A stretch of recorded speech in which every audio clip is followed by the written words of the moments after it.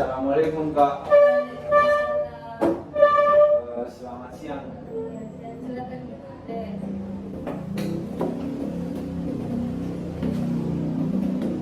Terima kasih Kak sudah dipersilakan duduk. Kalau boleh tahu apa kita panggilkan Kak di sini? Kakak sangat senang karena Rian sudah memenuhi panggilan kakak untuk bertemu di beberapa ini. Bagaimana kabarnya Dede? Alhamdulillah baik Kak.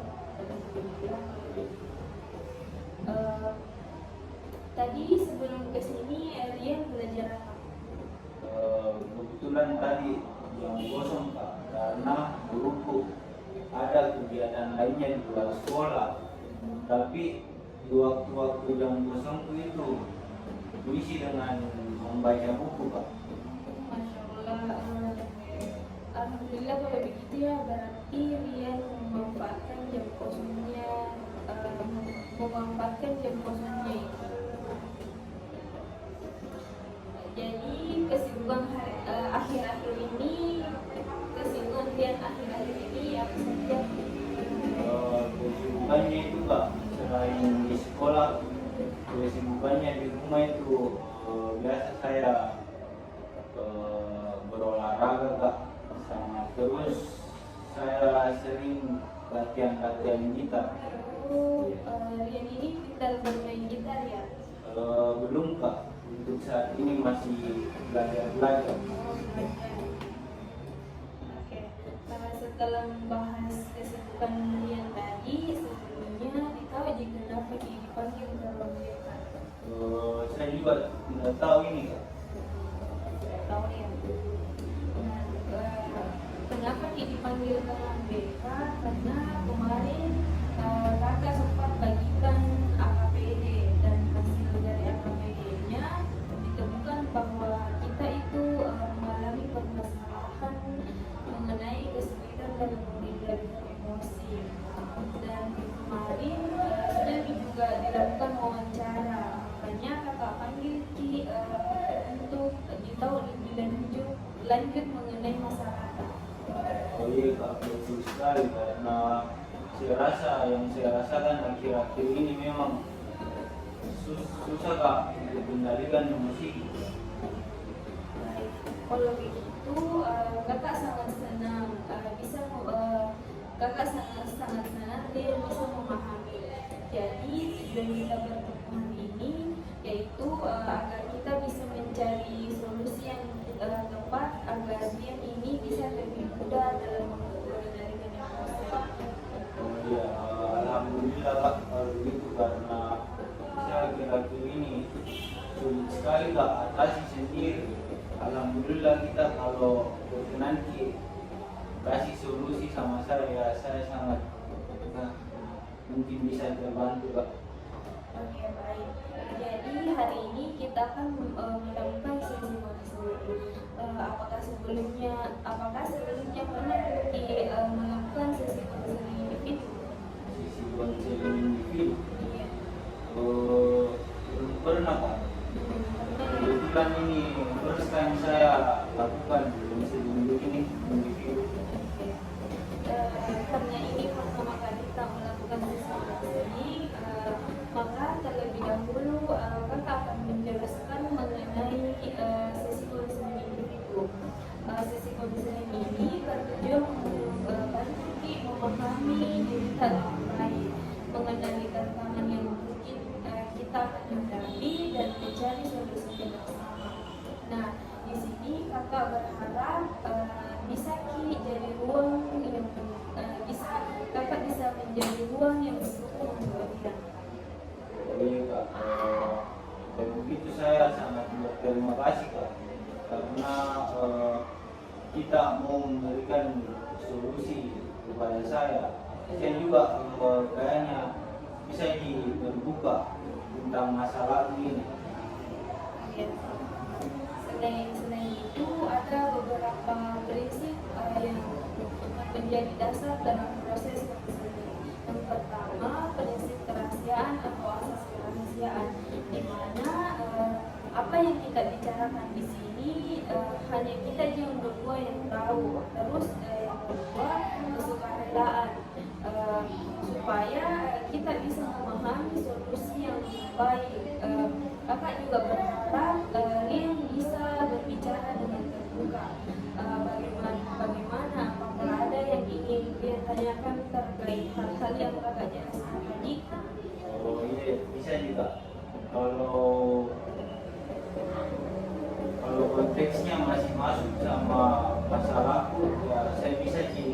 terbuka sama kakak karena kayaknya kakak juga bisa membantu kasih solusi terhadap masalah yang saya alami. Betul sekali. Kakak juga sangat menjunjung tinggi prinsip kerahasiaan atau asas kerahasiaan ini. Apapun yang dia ceritakan kepada kakak, hanya kita yang berdua yang tahu. Kakak juga tidak akan menceritakan ini ke siapapun tanpa sepengetahuan Rian, kecuali kalau itu menyangkut hal yang membahayakan keselamatan dia atau orang lain. Bagaimana dia tidak perlu khawatir ya. Boleh enggak? Saya sangat setuju juga dengan Nah, dalam layanan konseling individu terdapat batasan waktu minimal 30 menit dan maksimal 40 menit. Oh begitu Kak? Iya. Oh iya, tidak apa-apa nih Kak kalau misalnya ada waktunya, karena kebetulan saya lagi yang kosong nih, jadi lagi free lah. Baik. Tapi sebelum itu, apakah posisi duduk tak sudah nyaman atau mungkin berpindah? Tidak usah nih Kak, kebetulan nyaman di saya. Oke, baik. Kan kemarin pada saat wawancara kita bilang kita ini sangat sulit mengendalikan emosi Marata. Nah, sekarang bisa diceritakan lebih jelas ke kakak mengenai masalah yang dialami yang kemarin. Jadi begini Kak, yang aku alami itu akhir-akhir ini sering Kak merasa cemas, merasa khawatir juga, terus sulit Kak mengendalikan diriku sendiri. Oh, rasa cemas ya. Ya, memang kalau stres atau bulan itu kita bisa menjadi lebih rentan marah atau cemas, apalagi kalau ada hal-hal yang kita tidak duga. Lalu kalau sudah merasa seperti itu, biasanya Rian ini mengatasi dengan bagaimana caranya Rian ini mengatasi? Orang yang mengatasi itu kayak mencari Kak kegiatan lain Kak, seperti jalan-jalan kaki, supaya pikiran ini tidak terfokus sama kecemasanku. Kakak mengerti itu pasti sangat berat ya. Oke, baik. Kan kemarin pada saat wawancara kita bilang sangat sulit mengendalikan emosi merasa toh. Nah, sekarang bisa dijelaskan ke kakak bagaimana yang mengalami kemarin. Ya begini Kak, kadang kalau lagi stres Kak, kurang tidur atau ada hal-hal yang tidak terduga, saya jadi cepat marah Kak. Ada rasa cemas juga dan kadang-kadang susah tidur. Memang kalau stres atau tidur kita jadi lebih rentan merasa marah atau cemas, apalagi kalau ada hal yang tidak kita duga. Lalu kalau sudah merasa seperti itu, biasanya dia merasakan dampak apa saja. Iya Kak, saya jadi semakin stres, terus kadang-kadang rasanya sedih atau kayak tertekan Kak begitu Kak.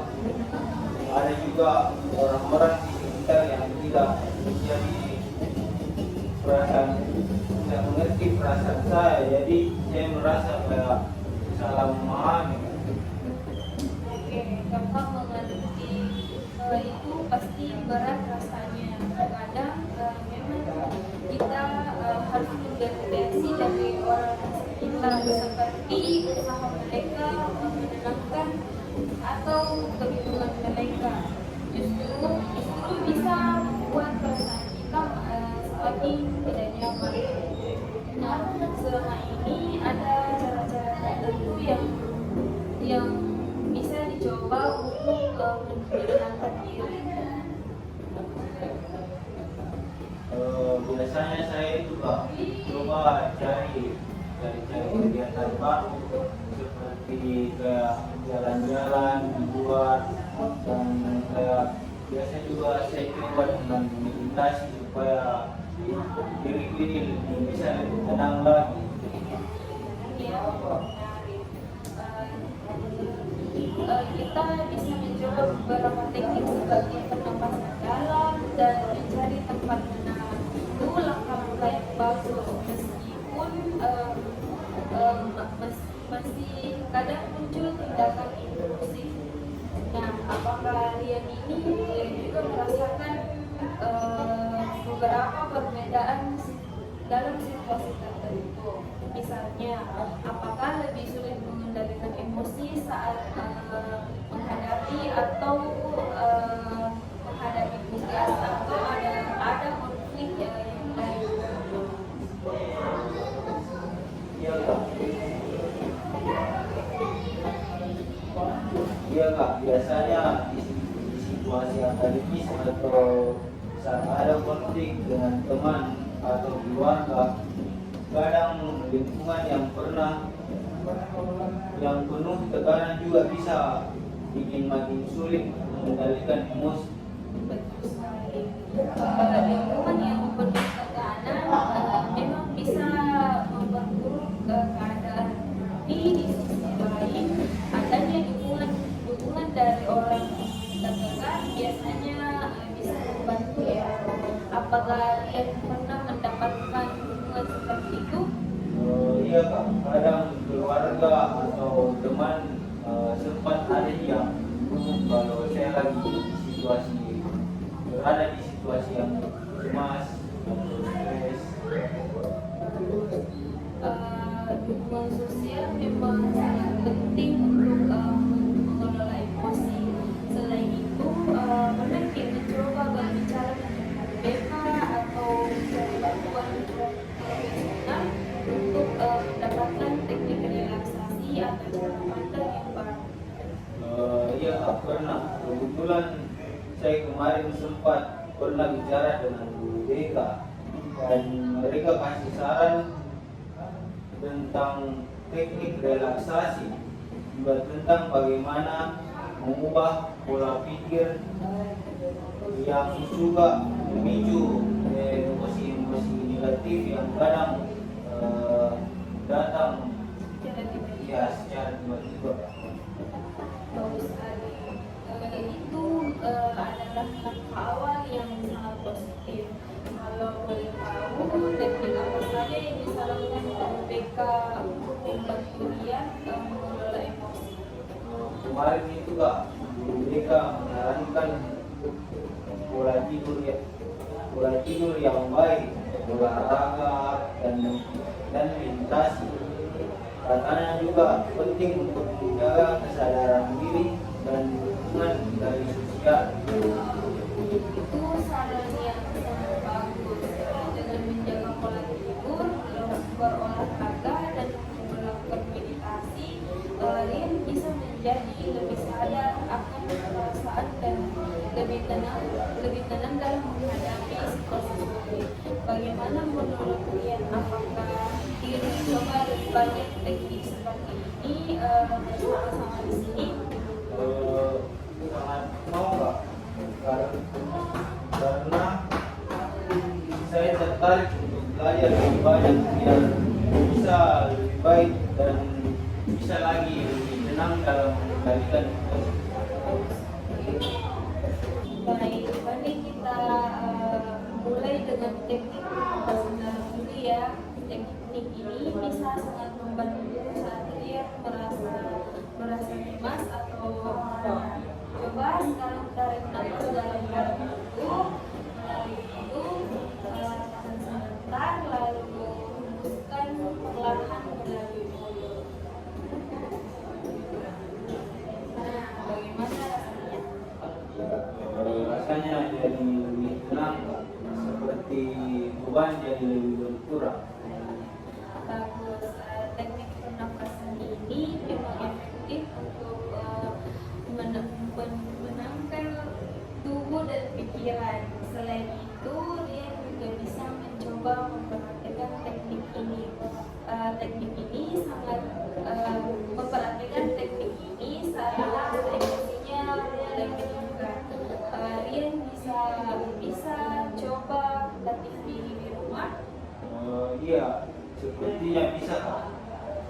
ini lebih mudah dari apa yang saya bayangkan sebelumnya. Teknik sederhana teknik ini sederhana tapi sangat berguna apabila dilakukan secara rutin. Selain pernafasan, kita juga bisa coba teknik lain yang melibatkan arus pikiran, misalnya dengan membayangkan tempat yang enak atau menyenangkan. Rian punya tempat yang disukai atau membuat suasana dia merasa nyaman. Iya Kak, saya suka membayangkan berada di pantai. Suara ombak biasanya bikin saya jadi lebih tenang. Nah, setiap kali Rian merasa emosi meningkat, coba bayangkan diri Rian sedang berada di pantai, merasakan angin dan mendengarkan suara ombak dan melihat pemandangan yang menyenangkan. Ini bisa membantu untuk mengalihkan pikiran dari emosi negatif. Bagaimana menurut Rian? Apakah ini bisa membantu? Saya rasa ini sangat bisa membantu Kak. Karena saya merasa jadi lebih rileks dan membayangkan tempat yang tenang. Itu bagus. Kakak sangat senang Rian mulai menemukan cara-cara yang cocok untuk ke depannya. Kakak berharap Rian bisa latihan ini setiap hari di rumah. Bahkan pada saat sedang stres atau merasa cemas supaya terbiasa. Oh iya, siap Kak. Terima kasih banyak. Ya, sama-sama. Kakak bangga dengan usaha dia untuk belajar mengendalikan emosi. Di pertemuan berikutnya kita bisa bahas lebih lanjut tentang perkembangan Rian dengan teknik-teknik ini ya. Nah, untuk pertemuan selanjutnya, apakah mau tetap di ruangan ini atau mau di ruangan yang lain? Kayaknya di sini saja Kak, karena saya juga merasa nyaman di sini. Baik, kita kan sudah melakukan banyak hal di sini hari ini. Kita senang sekali melihat Rian bersemangat untuk mencoba teknik-teknik baru dalam mengelola emosi. Ini adalah langkah yang bagus dan menunjukkan kemauan Rian untuk berkembang, mulai dari pernafasan dalam sampai membayangkan tempat yang menyenangkan. Kakak berharap ini bisa menjadi alat yang berguna saat Rian merasa emosinya sulit dikendalikan. Iya Kak, terima kasih sudah banyak menjelaskan tentang teknik ini. Saya jadi lebih paham dan semakin yakin untuk mencoba. Itu sangat bagus. Ingat bahwa pengendalian emosi memang butuh latihan dan kesabaran. Tidak apa-apa kalau nanti ada saat-saat di mana kalian merasa kesulitan. Hal yang paling penting kalian tidak menyerah dan terus mencoba. Semakin sering kita melatih teknik ini, semakin mudah pula kita menguasainya. Betul juga Kak.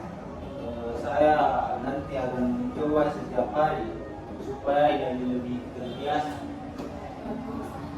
Kakak suka melihat semangat Rian untuk melakukan perubahan positif.